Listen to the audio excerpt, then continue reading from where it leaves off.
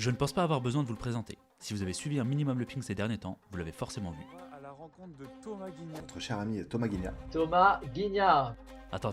Et s'il y a des gens qui débutent? Ok, je vous le présente. Lui, c'est Thomas Guignard. Un joueur de ping, un entraîneur, un commentateur, mais surtout un passionné de ping-pong.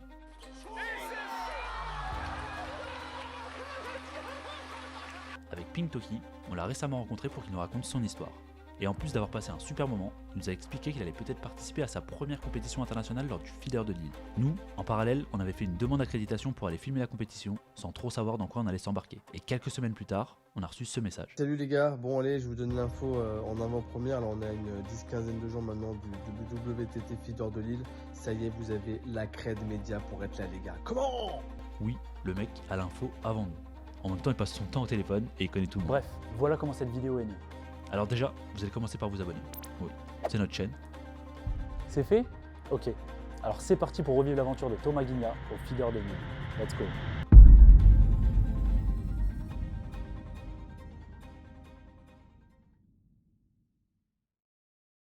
C'est sûrement la plus belle compétition de sa vie. Thomas a réussi l'exploit en se qualifiant dans le tableau final d'un feeder. Bon, c'est vrai qu'avec ces images, on pourrait le croire, mais ça s'est pas vraiment passé comme ça. Regardez qui arrive. Il est là. On arrive, on est là. Comment ça va? Et toi? Bien? Ouais, tranquille hein. Ouais, Ouais. voyage un peu longuet mais ça passe. Ok. Ça passe. Prêt pour ce feeder? Ouais, bah après, ça y est, ça hâte que ça commence. Là, il va falloir se dérouler un petit peu les jambes, mais hâte enfin d'en découdre depuis le temps et hâte que vous puissiez aussi suivre un peu l'aventure. Il est 20h21, il a match demain. Et regardez ce qu'il fait. Ah ouais, c'est ces petites balles-là qu'il va falloir essayer de gommer. Quitte à faire ça, tu vois, on l'a vu, il a eu du mal à tenir le court là sur 1 ou 2 points de suite. Je pense qu'il a plutôt il faudrait qu'il lance le jeu, Simon, tu vois, de favoriser peut-être l'échange. Est-ce que tu peux nous expliquer ce que tu étais en train de faire quand je suis monté dans la chambre? Bah écoute, tout simplement en train de commenter le match de Pro A avec Sakor sur sa chaîne Twitch parce que il y avait le match quand même entre Nîmes-Montpellier et Ndon. Gros match, quand même, belle affiche. Il est tellement passionné qu'il m'a raconté tout le match. Mais bon, Thomas c'est quelqu'un de sérieux, il est quand même monté dans sa chambre pour se reposer, bien sûr. Donc voilà, et puis bah, l'allemand, il est là, Oreo, allez suivre Oreo là, il va nous faire des clichés de folie, ça va être dingue. Le soleil se lève sur l'île. Aujourd'hui, Thomas n'est pas un simple joueur de ping-pong, c'est un joueur de WTT.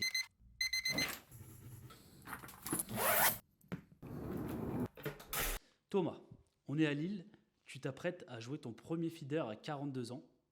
Concrètement, qu'est-ce que tu fais ici? Bah, je viens faire du ping-pong, hein. Je viens découvrir un peu l'atmosphère de l'environnement de la WTT. Mais avant tout, je viens surtout profiter de l'instant présent et essayer pourquoi pas de créer une surprise quelconque dans la compète, quoi. Si vous voulez les feeders, d'un point de vue équivalence, au tennis, ça serait le circuit Challenger. Donc le simple, là c'est officiel, poule de 3 joueurs. Il y a 2 poules de 4 en tout, mais j'en fais pas partie. Donc poule de 3 joueurs avec Reda Nemra qui est marocain, 375e mondial à peu près et 280e joueur français puisqu'il joue en France. Et après j'ai un Allemand qui a 19 ans qui est 415e mondial à peu près. Donc ça doit jouer sûrement entre 100 et 150 à voir. Ok, sans plus attendre, je vous emmène au cœur de sa première journée. Les premiers matchs ont déjà été lancés. Thomas, lui, commence contre le joueur allemand Lieton. Et en gros, ça joue comme ça.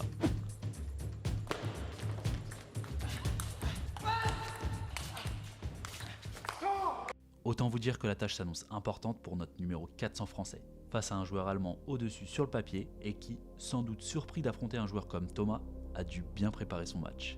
Mais en fait, on n'a qu'à lui demander. Normally in the WTT, most of the players are really young, but I thought because he's 40 years old, he must be a good player or was a good player before when he was younger. Je vous l'avais dit, Lieton est préparé et pour le coup, si tu veux trouver des vidéos de Thomas sur YouTube, il y a de la matière.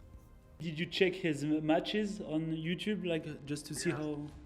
I saw his match against Harbison. He beat the brother from Daniel Harbison. Ah yeah. And I watched one match against Vlasov when Russian guy at this over 40 European Championship. Yeah.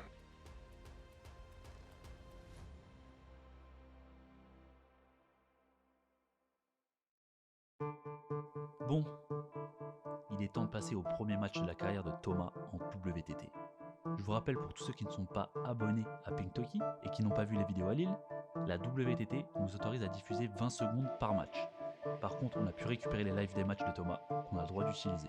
Donc je vous fais un petit mélange, je rajoute une petite musique d'ambiance et je vous laisse profiter du match.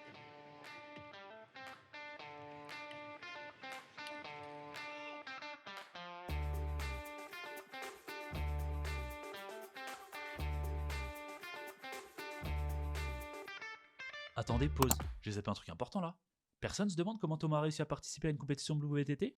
Alors Thomas, il nous avait fait la demande effectivement en 2025 déjà pour participer à un feeder de Villanova de Gaia.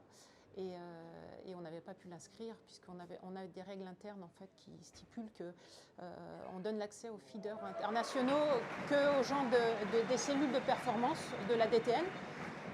En 2026, on a ces 2 compétitions en France qui viennent s'organiser. Et on a voulu avant tout que ces 2 compétitions soient une vraie fête du tennis de table. Et donc qu'on puisse l'ouvrir à plus de gens et plus de joueurs français et françaises. À ce titre-là, Thomas a reporté sa candidature. Et alors au début, il était 6e sur la waiting list, il n'était pas dans le tournoi. Et au fur et à mesure, en fait, avec l'organisateur, on a essayé d'exploiter un peu les règles du WTT qui stipulent qu'on ne bénéficie que de 4 wildcards dans le tableau principal, plus 2 Youth Nomination pour le WTT. Et à force de discuter avec le WTT, on a réussi effectivement à ce que tous les joueurs français qui étaient inscrits, qui ont tenté de faire ce tournoi, puissent rentrer en qualification et participer à ce tournoi-là pour que ça soit une belle fête. Et donc ça a été du bonheur pour Thomas quand on lui a dit, il était très content. Ouais. Ok, bon, on reprend. Et pour l'instant, c'est du bonheur, mais c'est surtout pas facile. Allez, Tom.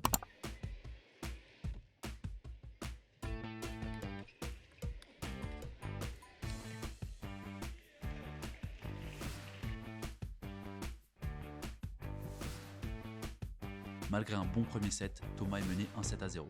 Rien n'est encore joué.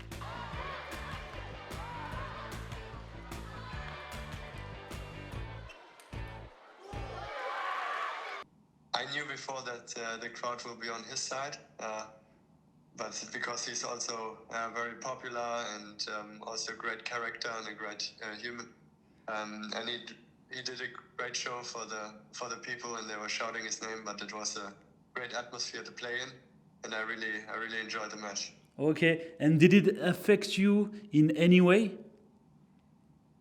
I think it helped him a lot to come back in the game because he was 1-0 and 9-5 down. Then he pumped the crowd a bit up. Yeah. And then it got 9-9 again. Luckily I won this set. And after this I was more comfortable to win the match.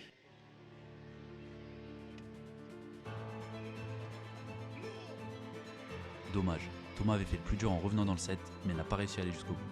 Il a malheureusement laissé passer sa chance.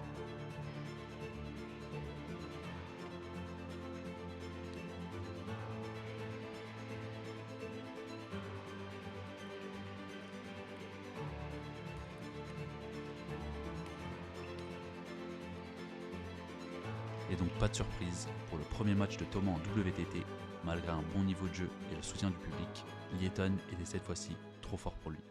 It's the only feeder tournament where so many spectators was there. Before when I played the feeder there were like not so many spectators. And yeah, the atmosphere was really loud. Also in the qualifying days, also were many people already there, and it's I enjoy it way more to play when it's crowded and there's a good atmosphere.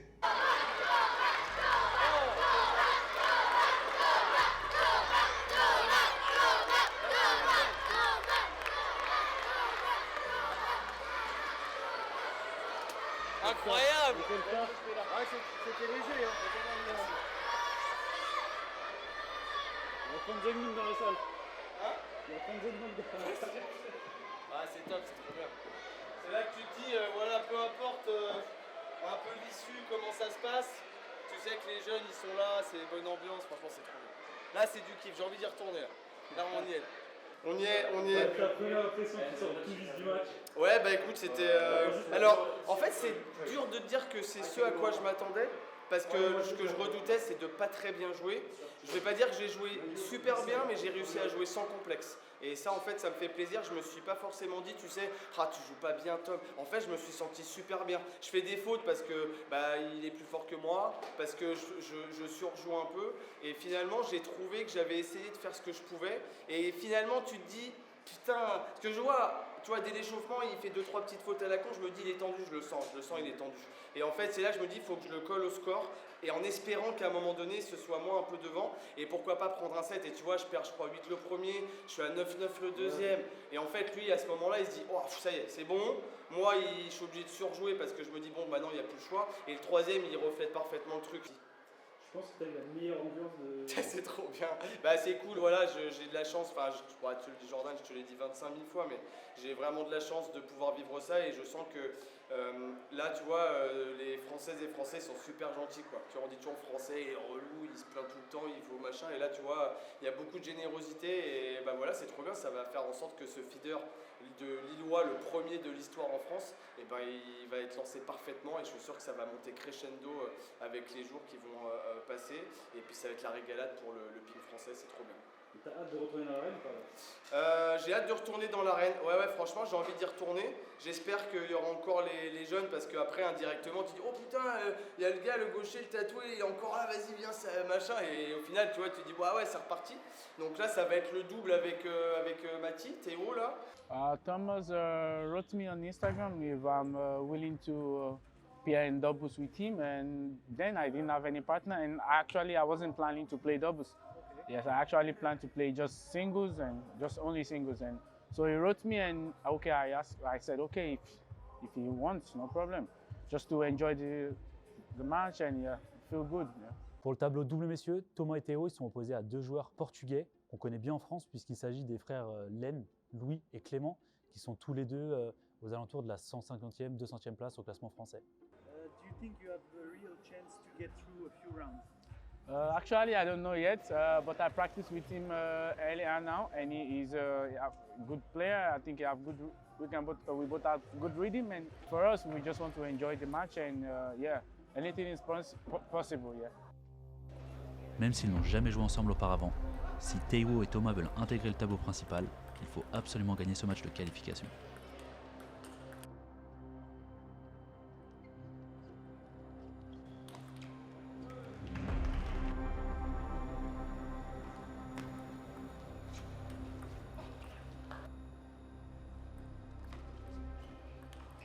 Notre paire de gauchers se retrouve menée 1-7-0.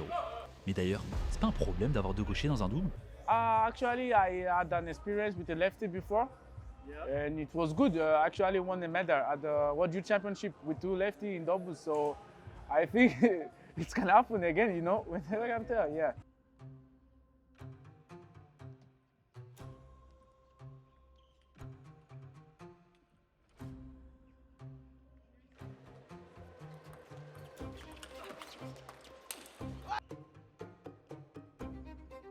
« 2-7-0. Pour l'instant, ils n'ont pas de solution. Et les frangins démarrent le troisième set avec la même intensité.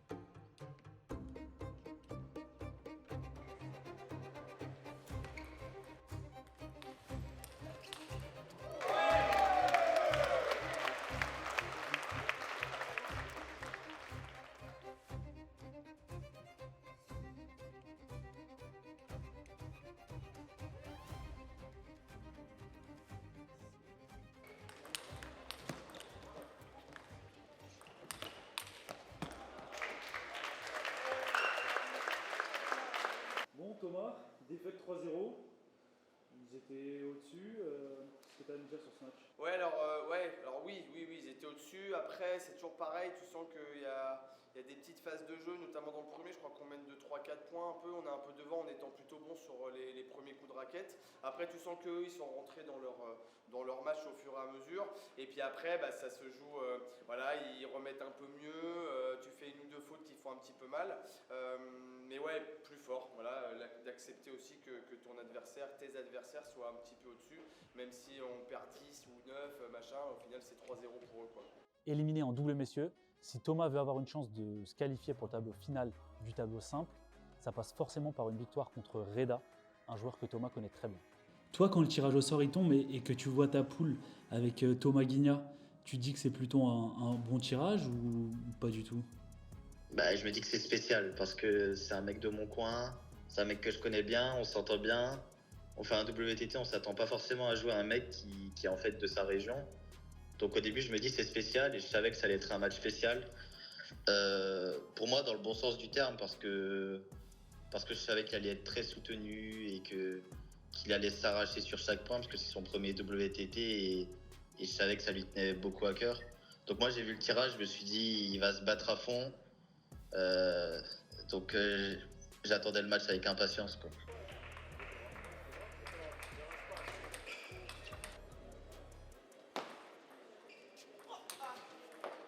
Est-ce que tu as un scénario que tu redoutes? Alors le scénario que je redoute, alors il y en a un pour parler du ping, c'est un mec où je comprends rien au service. Si vraiment je joue un mec, tu vois, des joueurs où je remets très mal parce que le mec sert bien que je remets très mal, ça va être très dur.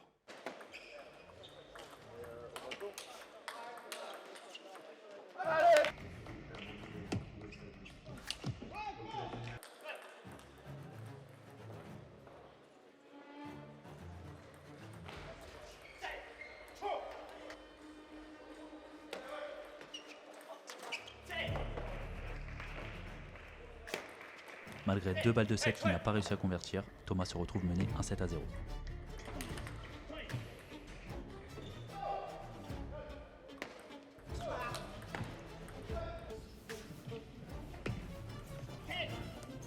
Si je suis amené à me reprojeter dans le passé et me dire qu'à un moment donné, j'ai eu un niveau qui m'a permis en tout cas d'arriver à la Pro B et de jouer des joueurs de ce niveau-là, je pense qu'il faut que je me serve de ça à la limite pour me dire que voilà, et tu joues un gars, tu as joué des mecs aussi forts il y a plus de 10 ans, donc why not?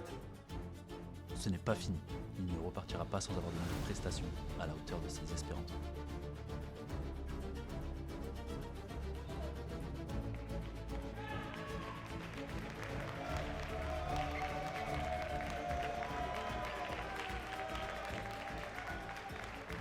En pleine confiance, il emporte le 4e set et peut maintenant rêver de gagner son premier match en WTT. Et Thomas le sait, il pourra compter sur l'aide du public. Par rapport au public, tu t'attendais à ce qu'il ait autant de soutien? Ouais, j'en étais sûr. Thomas, il est connu partout maintenant avec tout ce qu'il a fait avec RMC, avec ce qu'il met sur les réseaux sociaux. Et puis c'est quand même quelqu'un qui parle beaucoup aux gens dans les salles, qui fait pas mal de tournois. En tout cas, j'ai déjà vu sur quelques tournois là ces derniers temps. Ouais.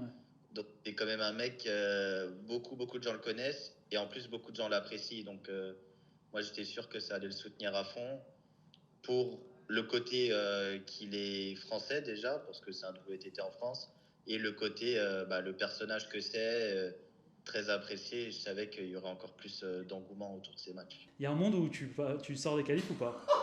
Le monde il existe, c'est sûr. Le monde il existe parce qu'en fait, pareil, en fait à tous les niveaux, il y a les fameux matchs où pour parler un peu familièrement, tu es en rue, tu sais pas ce qui se passe, tu sens bien la balle, le gars il a une balle qui te correspond et en fait tu sais pas ce qui peut se passer, hein, franchement. Et si ce monde existait? Et si tout partait de ce match? Certains l'appellent Thomas les émotions. Si vous ne savez pas pourquoi, après ce set, vous comprendrez.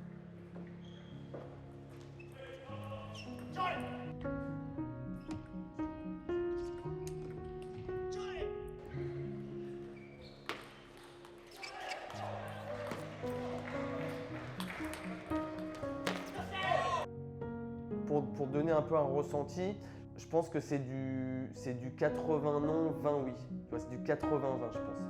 Est-ce que tu peux nous expliquer ce qui se passe à partir de la belle et particulièrement à partir de 10-4 ? C'était vraiment du point par point, service remise à la fin. Et de 10-4 à 10-10, il a bien joué les balles de rebond, il les a bien démarrées. Moi, j'ai fait quelques fautes bêtes. Et en fait, ça allait super vite. On se dit 10-4, c'est large, mais ça allait vraiment vite. Et je pense qu'en une minute, même pas, il y avait 10-10, quoi.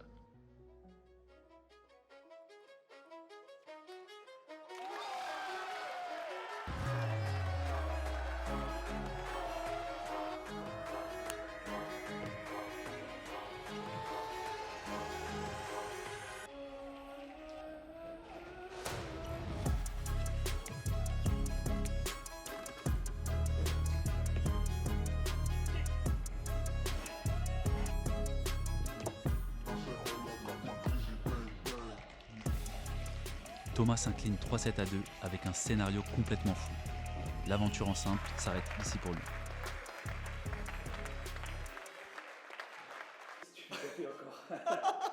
Alors j'ai encore perdu, ça je l'ai bien refait par contre, mais franchement trop bien le scénario au final, parce que c'est ce qui fait qu'en fait les gens, je pense qu'ils sont hypés.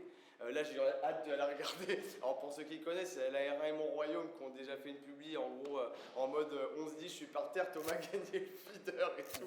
Mais c'est en fait ce scénario, tu vois, c'est toujours mieux finalement qu'il y a un peu ça, parce que ça anime, ça te tient en haleine. Donc j'espère que les gens ont été un peu tenus comme ça en bouche avec ce match. Content de ton parcours en simple Ouais.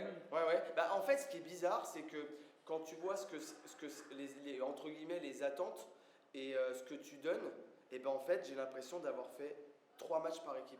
Je suis rincé et j'ai fait 2 matchs, mais je suis rincé parce que je pense que ça fait ça. Tu redescends, faut repartir.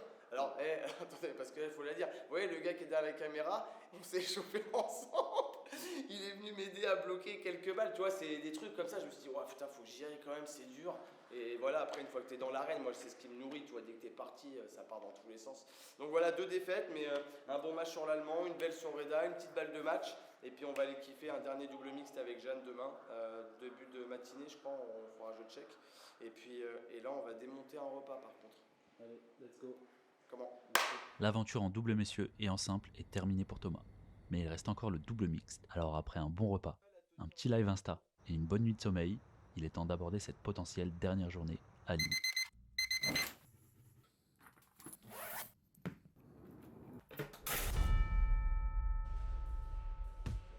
En double mixte, il est associé à Jeanne Robe, qui est environ 90 française et qui a la particularité d'être défenseuse. En double mixte avec Jeanne, on joue une luxembourgeoise et un israélien. Donc là, par contre, difficile de savoir le classement, mais voilà en tout cas pour ce qui est du tirage. Il reste donc au moins un match pour Thomas, qui va pouvoir compter sur l'aide du public, mais aussi de son ami et ancien collègue d'RMC, Monsieur Lému. Qu'est-ce que tu fais à Lille? Je kiffe. Tu kiffes Non, ton congé? Ouais, voilà, c'est ça. Tu l'as dit, je suis pas là sous RMC, on va dire. Je suis pas là avec RMC. Je suis là tout d'abord pour venir encourager mon frérot Thomas et mes autres frérots de l'équipe de France. J'ai besoin d'un prono sur le match. Là. Un prono, Ouais. je vais te dire, Thomas et Jeanne gagnent 3-2.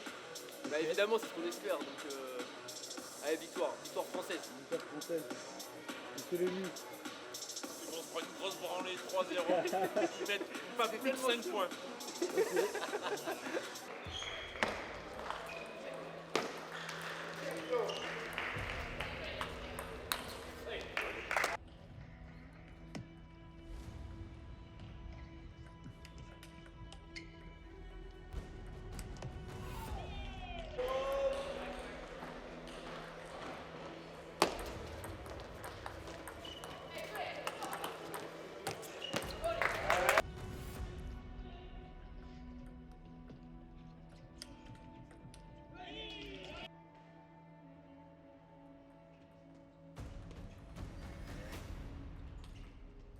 Bizarrement, je sens bien le double mixte. En vrai, je m'amuse un peu avec le montage, mais le match est devenu un peu plus serré. Je vous laisse regarder.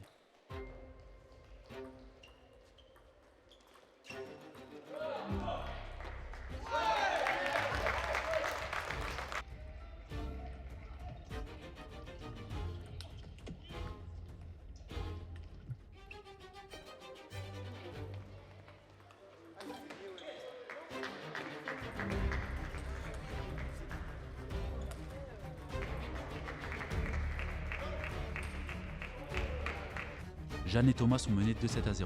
Alors foutu pour foutu, pourquoi pas essayer la défense, Tom?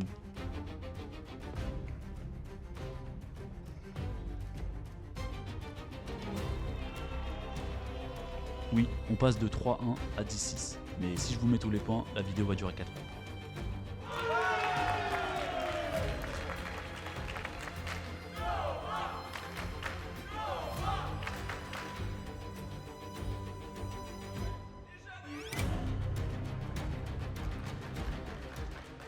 L'ambiance était vraiment sympa. Il y avait des écoles qui étaient là pour nous encourager. Et puis il y avait aussi l'EMU qui était là avec ses amis qui a donné beaucoup de voix pour nous. Donc ouais, ça faisait vraiment plaisir d'avoir un soutien de la part de tout le monde.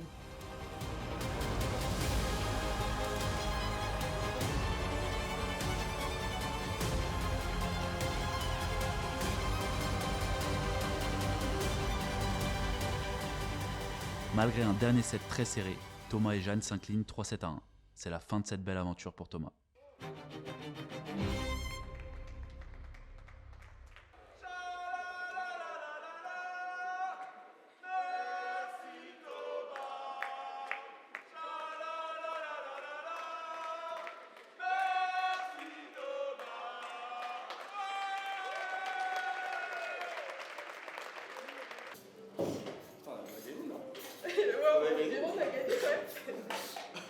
Bon, bravo vous deux.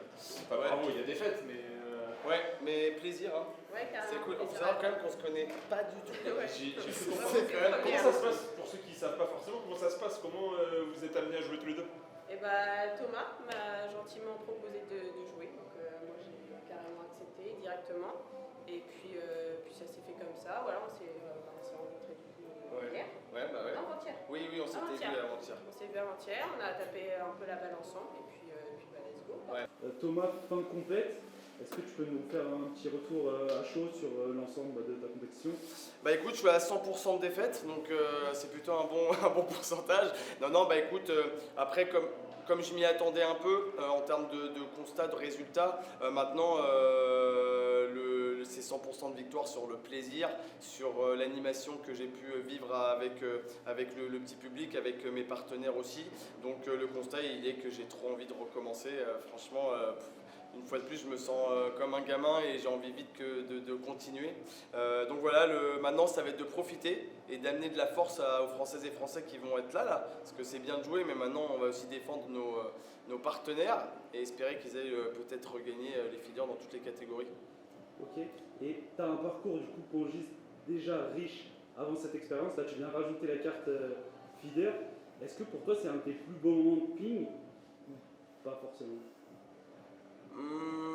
Alors, ouais, en fait c'est le plus beau moment dans un sentiment d'accomplissement. Parce que je pense que plus jeune, j'ai vécu des choses plus fortes parce qu'il y a les premières victoires qui sont marquantes à vie.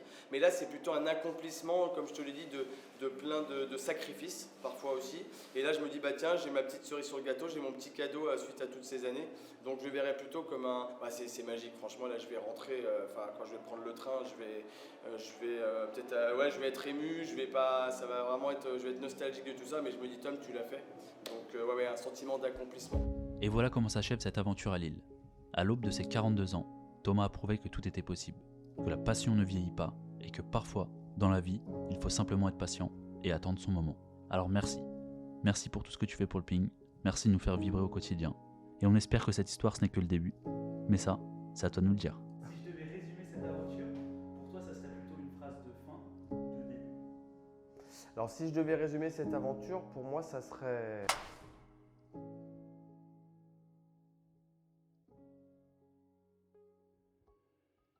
C'est quelqu'un qu'on connaît depuis longtemps.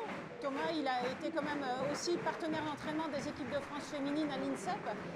C'est quelqu'un qui a toujours été, qui a toujours partagé et qui a toujours œuvré pour les équipes de France. Donc à ce titre-là, ça nous fait vraiment plaisir, en tout cas, de pouvoir en fait lui faire bénéficier de cette opportunité-là.